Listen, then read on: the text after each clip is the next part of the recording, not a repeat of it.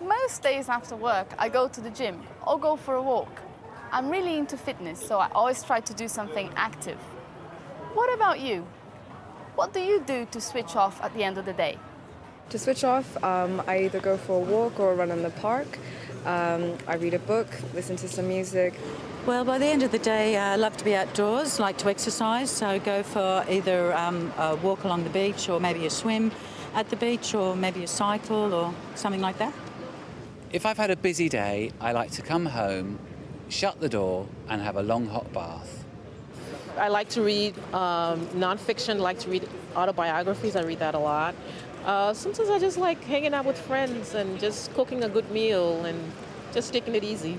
At the end of the day, perhaps read a book. Weekends, like to go walking. To switch off, I enjoy listening to music a lot. Sort of catching up with friends as well. But also, to really switch off, I like to sit down, close my eyes and just like do nothing, you know, relax. What kinds of things in your life make you feel free? I really like cycling. I love cycling around the countryside, also just being with people that I love, doing new things that I haven't done before, and yeah, being outdoors, I think. I suppose my life is quite regimented. So I have to do this thing and then I have to remember that tomorrow I have to do that other thing. So what makes me feel really free and alive is the unexpected. And the really wonderful thing is when you think you've got to do a whole lot of things and they're cancelled or postponed, and suddenly you think, I've got an afternoon in which I can do whatever I like. It doesn't really matter what you do. You can just wander around, but that is liberating.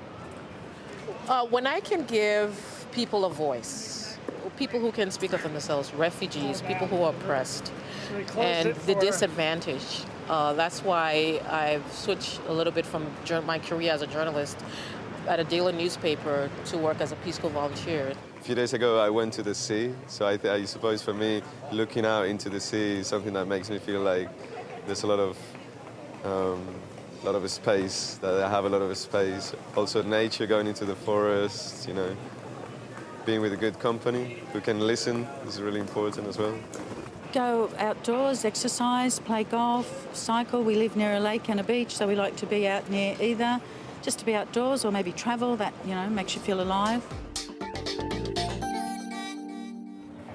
In what period of your life have you felt the most free? I think I felt the most free whilst being at university. It's been a great opportunity to meet people, to travel to places with friends that I've met here, and just to learn. When I'm in a learning environment, I think that's the freest you can be. So, yeah. I think in two periods. I think in my late teens and early 20s, as a student, it seemed anything and everything was possible. Wonderful period. Middle life, lots of responsibilities, so I felt less free.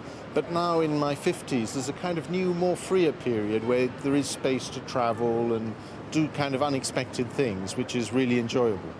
Oh, when I moved to the United States in 1990, where I could enjoy press freedom, where I could write stories without thinking about, you know, being arrested or being interrogated like I experienced in Liberia. I probably felt most free when I was 19 or 20. I was studying art at college and I was doing what I wanted every day and I had no responsibilities. Do you think young people have more freedom now than in the past? I think we do have a lot more freedoms in terms of freedom of speech and expression via the internet, even accessing information, and also transport-wise. I think compared to my grandparents and people in the older generation who didn't have, for instance, monetary access to flights, you know, which is a lot cheaper these days. So yeah, we are a lot more free, I think. I'd like to think.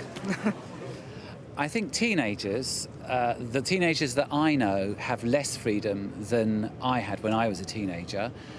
They seem to be driven everywhere by their parents, whereas we were out on our own all the time.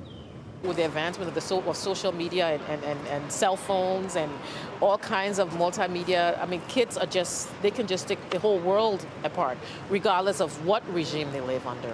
So it's just amazing at how technology has changed the world. I think so. I think they have more freedom. I think they probably have more fun. I think it's a yes and no answer. I think in some ways advances in technology give them a lot more freedom to travel, communicate through the internet, phones. But on the other hand, my younger daughter, who's 27 now, has only just been able to leave home because finding somewhere to live is so difficult and so expensive. So I think young people have got it pretty tough in lots of ways.